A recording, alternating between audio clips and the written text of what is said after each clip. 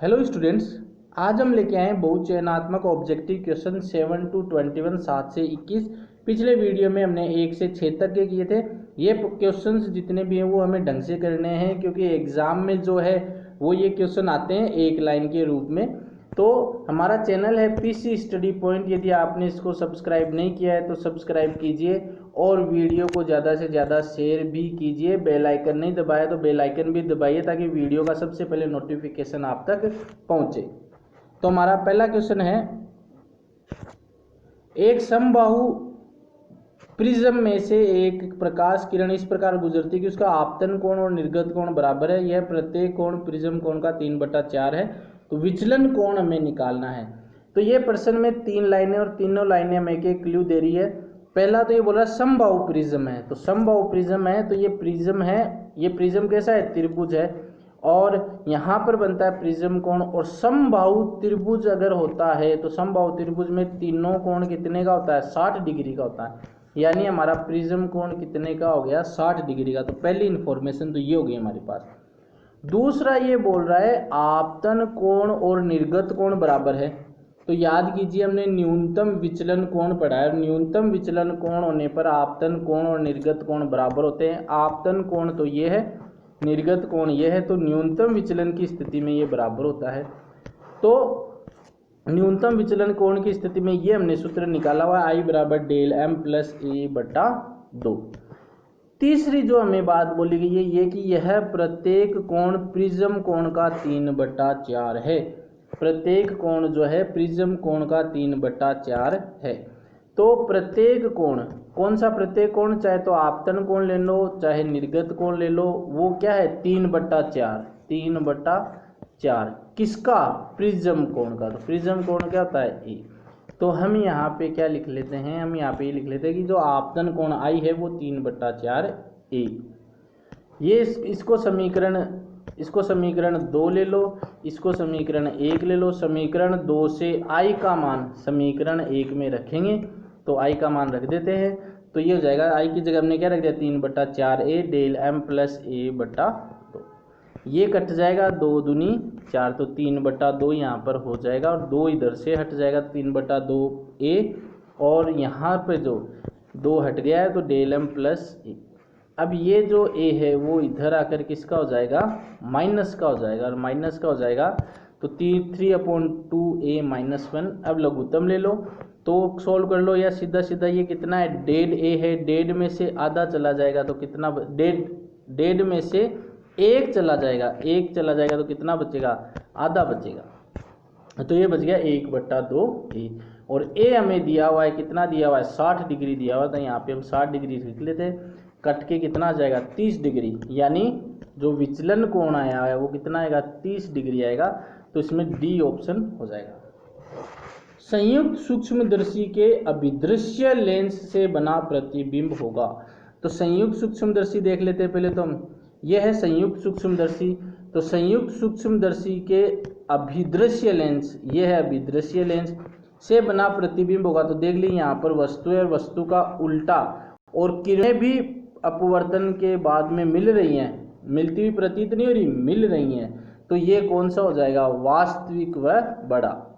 ये यहाँ पे आप चित्र से देख सकते हैं, वस्तु छोटी है जबकि प्रिज्म क्या, जो इमेज जो बन रही है इसकी वो क्या बन रही है? बड़ी बन रही है। तो इसमें सही जो आंसर हो जाएगा वो वास्तविक है, क्योंकि किरणें मिल रही है, बड़ा बन रहा है, तो वास्तविक व बड़ा। तो इसमें आंसर हो जाएगा डी। यहाँ पर है कि 1.47 अपवर्तनांक के कांच के किसी उभयोतल, ये उपयोतल नहीं है, उभयोतल लेंस को किसी द्रव में डुबोया जाता है। तो हमें उभयोतल लेंस का अपवर्तनांक दिया हुआ है। तो उभयोतल लेंस कौन सा होता है? इस लेंस को हम उभयोतल लेंस कहते हैं। ठीक है, तो उसका हमें अपवर्तनांक दिया है 1.47। अब उसको किसी द्रव में डुबोया जाता है। किस में डुबोया जा रहा है? द्रव में डुबोया जा रहा है। तो ये किसकी तरह व्यवहार कर रही है? समतल शीट की तरह व्यवहार कर रही है। समतल शीट मतलब एक तरीके से जो ग्लास है वो कैसा हो गया? समतल की भांति हो गया। जैसे समतल ग्लास हम ले सकते हैं, जिसके जैसे दर्पण होता है, दर्पण के एक तरफ तो कलर किया होता है, इसमें कलर नहीं किया हुआ है, सिंपल ये समतल दर्पण हो गया है, जो कि खिड़कियों में अक्सर लगाया रहता है। तो इसका तात्पर्य है कि द्रव का अपवर्तनांक, जो द्रव का अपवर्तनांक है वो कांच के अपवर्तनांक से अधिक है, कांच के अपवर्तनांक से कम है, कांच के अपवर्तनांक के बराबर या 1 से कम है, ये हमें बताना है। तो देखिए ये हमने डेरिवेशन किया था कि यहाँ पर एक कोई और इधर कोई और माध्यम था और ये लेंस का माध्यम था, तब हमने डेरिवेशन करके ये सूत्र निकाला था 1/2 N2/N1 - 1 1/R1 - 1/R2, lens maker सूत्र इसको बोलते हैं। तब यहाँ पे N2 क्या है, लेंस का अपवर्तनांक है, और N1 क्या है, जो भी माध्यम है उसका अपवर्तनांक है। तो N2 अपवर्तनांक हो जाएगा यहाँ पर लेंस का, उपयुतल लेंस का, और N1 किसका हो जाएगा, N1 हो जाएगा जिस द्रव में डुबोया जा रहा है। तो इसको हमने इस तरीके से लिख लिया। अब देखिए प्रश्न में जो दिया हुआ है उसके अनुसार द्रव में डुबोने के बाद समतल शीट के भांति व्यवहार करेगा। तो समतल शीट जो होगी, समतल शीट जो होगी वो क्या करेगी, प्रकाश को कभी भी मोड़ेगी नहीं। अगर समतल शीट है तो वो प्रकाश को कभी भी मोड़ेगी नहीं, मतलब ना तो इधर भेजेगी ना इधर भेजेगी। जैसे जैसे प्रकाश सीधी लाइन में आएगा, सीधी लाइन में आएगा, वैसे के वैसे चला जाएगा। तो इसका फोकल पॉइंट यानी फोकस कभी होगा ही नहीं। फोकल पॉइंट हम किस पे मानेंगे, अनंत पर मानेंगे। तो F की जगह हम क्या रखेंगे, अनंत रखेंगे। तो ये हमने F की जगह, यहाँ पर तो F की जगह अनंत रख दिया। G यानी ग्लास, L यानी लिक्विड, तो Ng/L - 1, और ये 1/∞, और 1/∞ किसके बराबर होता है, 0 के बराबर होता है। कैसे होता है, इन्फिनिटी जो होता है वो बराबर होता है 1/0 के। तो यहाँ पर क्या है, एक अनंत की जगह हम क्या रखेंगे, 1/0। अब ये 0 ऊपर जाएगा, तो 0 अगर ऊपर आता है तो 0/1 किसके बराबर होता है, 0 के बराबर होता है। तो यहाँ पर ये 0 गया। अब ये जो चीज़ है, ये वाली चीज़ इधर आकर के क्या हो जाएगी, 0 हो जाएगी, इधर आके 0 हो जाएगी। तो ये इस तरीके से हो गया। अब ये माइनस का 1 है, वो इधर आकर किसका हो जाएगा, प्लस का 1 हो गया। तो ये हो गया प्लस का 1। अब ये जो NL है, NL यानी लिक्विड का जो अपवर्तनांक है वो इधर आकर किसका हो जाएगा, ये 1 से मल्टीप्लाई होकर आ जाएगा Ng=NL, यानी जो ग्लास है, लेंस है, उसका अपवर्तनांक और जो लिक्विड है, द्रव है, उसका अपवर्तनांक बराबर हो जाएगा। तो बराबर किस में है, स में, कांच के अपवर्तनांक के बराबर होगा। तो सी ऑप्शन उसका हो जाएगा। किसी प्रिज्म के न्यूनतम विचलन कोण का मान उसके अपवर्तनांक कोण के बराबर होगा यदि प्रिज्म के पदार्थ का अपवर्तनांक हो। तो न्यूनतम विचलन कोण का मान अपवर्तनांक कोण, तो पढ़ाते हुए हमने बताया अपवर्तन जो कोण होता है या प्रिज्म कोण होता है उसी को अपवर्तनांक कोण कहते हैं। तो न्यूनतम विचलन कोण का मान अपवर्तनांक कोण के बराबर होगा, ये हमें दिया हुआ है। तो सबसे पहले तो न्यूनतम विचलन कोण दिया हुआ है, तो न्यूनतम विचलन कोण के लिए ये हमने सूत्र निकाला हुआ है, μ = sin Δm + a/2 sin a/2। अब हमें दिया है कि न्यूनतम विचलन कोण किसके बराबर है, अपवर्तन कोण के, अपवर्तनांक कोण के बराबर है, ये हमें प्रश्न में दिया हुआ है। तो Δm की जगह क्या रख देते हैं, a रख देते हैं। तो ये हमने μ sin a + a/2 sin a/2। अब ये क्या हो जाएगा, 2a हो जाएगा।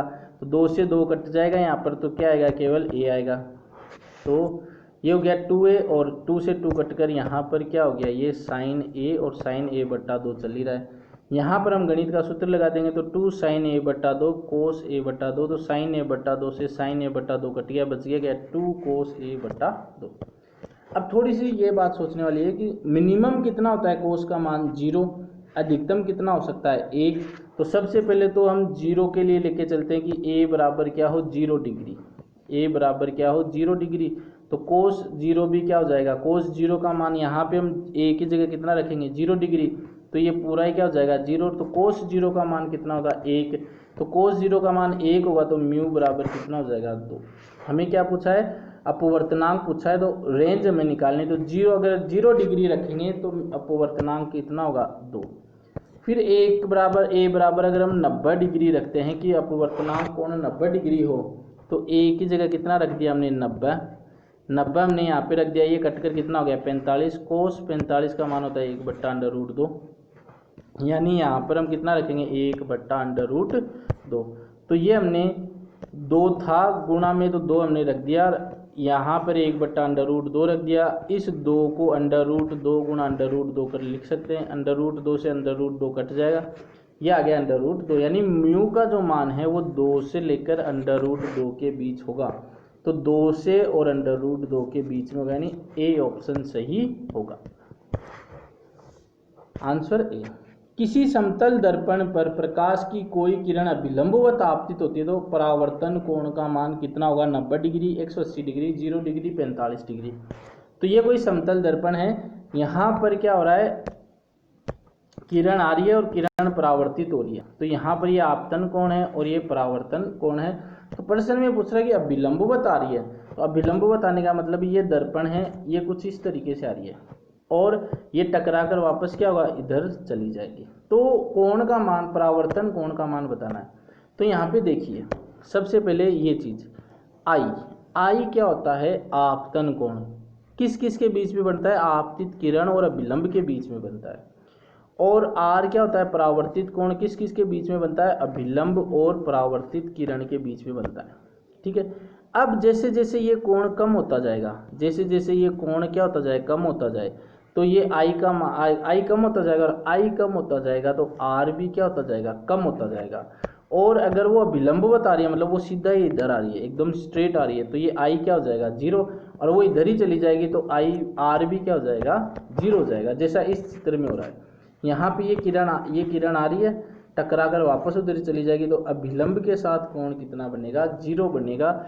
या सतह के अभिलंब के साथ कोण 0 बनेगा तो परावर्तन कोण क्या हो जाएगा, 0 हो जाएगा। तो इसका आंसर होगा सी। एक अवतल दर्पण की फोकस दूरी 20 सेंटीमीटर है। दर्पण के सामने 20 सेंटीमीटर दूरी पर वस्तु रखने पर उसका प्रतिबिंब बनेगा। तो इसमें अवतल दर्पण दिया हुआ है, फोकस दूरी दी हुई है, फोकस दूरी 20 सेंटीमीटर रखी हुई है, यानी और वस्तु भी कहाँ रख दी, 20 सेंटीमीटर पर। तो जहाँ वस्तु है वहीं पे क्या है, फोकस है। और फोकस पर यदि कोई वस्तु रखी होती है, फोकस पर यदि कोई वस्तु रखी होती है तो प्रतिबिंब बनता है अनंत पर। तो एक तो ये तरीका है, सीधा सीधा हम लिख सकते हैं कि अनंत पर बनेगा। दूसरा तरीका है, हम सोल्व कर सकते हैं दर्पण सूत्र से, 1/f बराबर 1/v प्लस 1/u एफ। अब देखिए ये अवतल दर्पण है, वस्तु भी इधर ही है, फोकस दूरी भी इधर ही है, तो दोनों क्या होगी, कार्तीय कोऑर्डिनेट सिस्टम के अकॉर्डिंग ऋणात्मक होगी। तो ऋणात्मक होगी तो एफ हमने ले लिया माइनस में और वस्तु भी हमने ले ली माइनस में। अब ये जो यहाँ पे प्लस था ये माइनस था, तो ये किसका हो जाएगा, माइनस का। ये माइनस का है तो इधर आकर किसका हो जाएगा, प्लस का हो जाएगा। तो ये कुछ इस तरीके से हो जाएगा, ये तो हो गया माइनस का, और ये इधर आकर किसका हो गया, प्लस का। ये माइनस का हो गया और ये प्लस का कट जाएगा तो 0 बराबर, या फिर इस तरीके से हम ले सकते हैं, 20 हमने लघुत्तम ले लिया तो -1 + 1 कैंसिल हो गए, 0/20 0/20 करेंगे तो ये किसके बराबर हुआ, 1/v के। अब v को ऊपर लेके जाएंगे तो 20 भी ऊपर जाएगा और 1 नीचे आएगा तो 0 भी नीचे आएगा, तो 20/0 v/1। और कोई भी संख्या हो, चाहे 1/0 हो, कुछ भी हो, अगर नीचे 0 आ रहा है, डिनोमिनेटर में हर में 0 आ रहा है, तो वो किसके बराबर होती है, अनंत के। तो v बराबर क्या होगी, अनंत। तो ये हमने मैथमेटिकली भी प्रूफ कर दिया है, डायग्राम से भी हम प्रूफ कर सकते हैं। पृथ्वी पर स्थित प्रेक्षक को तारे टिमटिमाते हुए प्रतीत होते हैं। ये वीडियो भी हमने दिखाया है बाकायदा एनिमेशन के थ्रू। यह सत्य है कि तारे निरंतर प्रकाश उत्सर्जित नहीं करते, बिल्कुल गलत बात है। तारों से लगातार प्रकाश उत्सर्जित होता है। तारे के प्रकाश का इनके अपने वायुमंडल द्वारा आवर्ती अवशोषण होता है, आवर्ती में कोई प्रभाव नहीं पड़ता है। तारे के प्रकाश का पृथ्वी के वायुमंडल द्वारा आवर्ती अवशोषण होता है, गलत बात है। पृथ्वी के वायुमंडल में अपवर्तनांक का घटना बढ़ना, ये हमने पढ़ा है कि पृथ्वी के चारों तरफ वायु है तो वो वायुमंडल है, और वायुमंडल जो है वो स्थिर नहीं है, उसमें हवा चलने के कारण ही जो है अपवर्तनांक घटता बढ़ता रहता है। इसी कारण जो है तारे टिमटिमाते हुए दिखते हैं। वो वाला वीडियो देखिए, उसमें एकदम बढ़िया तरीके से हमने सजा रखा है तारों का टिमटिमाने में। तो आंसर डी हो जाएगा इसमें। किसी प्रिज्म से यदि पीला प्रकाश न्यूनतम विचलन कोण की स्थिति पर आपतित होता है, तो देखिए न्यूनतम विचलन कोण की स्थिति में हमने पहले क्वेश्चन भी कर लिया, न्यूनतम विचलन की स्थिति कब होती है, जब आपतन कोण और निर्गमन कोण क्या हो, बराबर हो। तो इसमें देख लो ऑप्शन, आपतन कोण और निर्गमन कोण बराबर होते हैं, तो ए ऑप्शन सही हो जाएगा इसके अंदर। स्वस्थ नेत्र के लिए स्पष्ट दृष्टि की न्यूनतम दूरी, तो स्पष्ट दृष्टि की न्यूनतम दूरी वह होती है जबकि हम आंख के पास की वस्तु को क्लियरली किस दूरी तक देख सकते हैं, तो 25 सेंटीमीटर। 25 सेंटीमीटर वो दूरी है, अगर उससे पहले हम वस्तु के लेके आएंगे तो हमें जोर देना पड़ेगा या वो वस्तु हमें साफ दिखाई नहीं देगी, तो वो है 25 सेंटीमीटर। और अनंत की हम बात करें, दूर की हम बात करें, तो चांद तारे भी हम देख सकते हैं, तो आइडियली वो क्या हो जाएगा, अनंत हो जाएगा। तो इसका हो जाएगा आंसर, इस स्पष्ट दृष्टि की न्यूनतम दूरी 25 सेंटीमीटर और अधिकतम दूरी अनंत, तो आंसर बी हो जाएगा। एक साधारण खगोलीय दूरदर्शी की लंबाई, अगर दूरदर्शी की लंबाई की हमने बात करें तो हमने देखा हुआ है एक बड़ा लेंस होता है, एक छोटा लेंस होता है, दोनों के फोकल दूरियों का जो योग होता है उसी को हम बोलते हैं इसकी दूरदर्शी की लंबाई। तो ये हमने डिस्कस किया हुआ है, तो इसमें सी आंसर हो जाएगा। वस्तु से बड़े आकार का काल्पनिक प्रतिबिंब बनाया जाता है, तो वस्तु से बड़े आकार का तो किस में बनाया जाता है, सीधी बात है अवतल दर्पण में बनाया जाता है। यह आप लोगों ने पढ़ रखा है। अवतल जो दर्पण होता है उसमें वस्तु अगर अनंत पे रखी होगी तो फोकस पर बनेगा, और फोकस से इधर और कहीं पे रखी होगी तो उसका प्रतिबिंब बड़ा बनेगा। तो बड़े आकार का काल्पनिक प्रतिबिंब जो है वो अवतल दर्पण द्वारा बनाया जाता है। संयुक्त सूक्ष्म दृश्य में अंतिम प्रतिबिंब बनता है, ये बिल्कुल बढ़िया प्रश्न है। संयुक्त सूक्ष्म दृश्य में अंतिम प्रतिबिंब बनता है, तो यह है संयुक्त सूक्ष्म दृश्य, इसमें ये वस्तु रखी हुई है। तो अभिदृश्यक लेंस क्या करता है, यहाँ इसका वास्तविक और उल्टा प्रतिबिंब बना देता है, वस्तु का वास्तविक और उल्टा प्रतिबिंब बना देता है, ठीक है। नेत्रिका लेंस क्या करता है, इस वस्तु को वापस उल्टी नहीं करता, ये जो प्रतिबिंब बना है इसको वापस उल्टा नहीं करता है, जैसा है वैसा का वैसा ही रखता है, यानी वस्तु से क्या है उल्टा। और फिर क्या करता है, ये आभासी प्रतिबिंब बनाता है। तो इसका सही आंसर क्या हो जाएगा, आभासी व उल्टा। तो अभिदृश्यक लेंस वस्तु का प्रतिबिंब वास्तविक को उल्टा बनाता है, जबकि नेत्रिका लेंस क्या करता है, आवर्धक का कार्य करता है। मैग्नीफायर क्या करता है, पहले इतना छोटा प्रतिबिंब बनता है तो जो नेत्रिका लेंस है वो उसको बड़ा बना देता है, इतना ही काम करता है बस वो।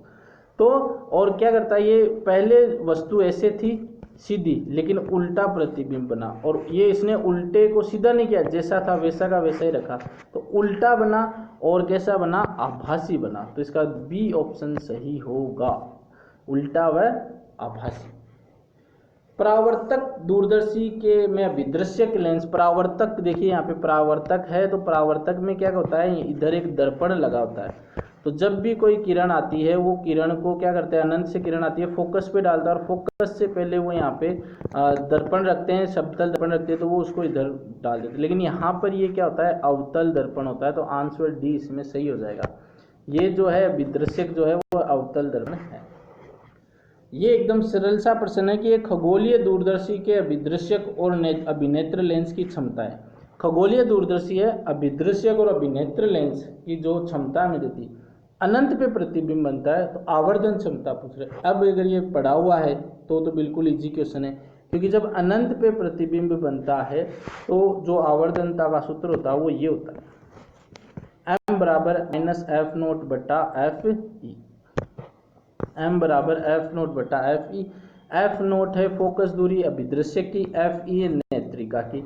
कुछ नहीं करना है, ये भी हमें पढ़ा है कि शक्ति जो होती है वो फोकस दूरी की इन्वर्सली होती है, तो हमें ये शक्तियाँ ही दी हुई है, क्षमताएं दी हुई है। फोकस दूरी हम निकाल लेंगे, क्योंकि हमें आवर्धनता के लिए फोकस दूरी निकालेंगे, तो इस एफ को इधर ले आएंगे, पी को इधर ले आएंगे, तो सूत्र हमारा क्या हो जाएगा, एफ बराबर 1 बटा पी डी। और अगर डायोप्टर में दिया हुआ, जैसे यहाँ पे डायोप्टर में दिया हुआ है, तो एफ किस में आएगा, मीटर में आएगा। तो एफ नोट निकालते हैं सबसे पहले, तो एफ नोट हम निकालेंगे, तो एफ नोट 1 बटा पी। तो यहाँ पे एफ नोट क्या है, ऑब्जेक्ट यानी अभिदृश्यक 5 दे रखी है, तो अभिदृश्यक के लिए कितना दे रखा है, अभिदृश्यक के लिए 5 दे रखा है, तो 1 बटा 5 मीटर। अभिनेत्र के लिए 20, 1 बटा 20 मीटर। अब यहाँ पे परिमाण ले लेते हैं, एफ नोट 1 बटा 5, ये 1 बटा 5, एफ ई 1 बटा 20, ये 1 बटा 20, 20 ऊपर चला गया, 5 नीचे आ गया, कटने के बाद एम कितना गया, 4। तो आवर्धनता क्या हो जाएगी, दूरदर्शी की 4 हो जाएगी। उत्तल लेंस की शक्ति, तो देखिए बिल्कुल सिंपल सा क्वेश्चन है। तो ये उत्तल लेंस है, तो ये हमेशा इधर किरण आ गई तो इधर डालेगा उसको, इस तरफ राइट साइड डालेगा, तो उत्तल लेंस की जो फोकस होगी वो धनात्मक होगी। फोकस धनात्मक हो गया तो शक्ति भी क्या होगी, धनात्मक होगी।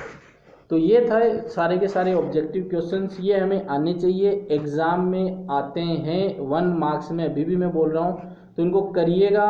अगर आपका देखिए किसी भी सब्जेक्ट में 100 नंबर लाना आसान है, 33 नंबर लाना मुश्किल है। ये हमारी सोच पे निर्भर करता है। 100 नंबर वाला डेली पढ़ेगा, 33 नंबर वाला एग्जाम के दिनों में पढ़ेगा तो उसके 33 भी मुश्किल हो जाएंगे। जबकि 100 वाला अगर 100 के लिए ट्राई करेगा तो उसके 90-95 आराम से नंबर बनेंगे।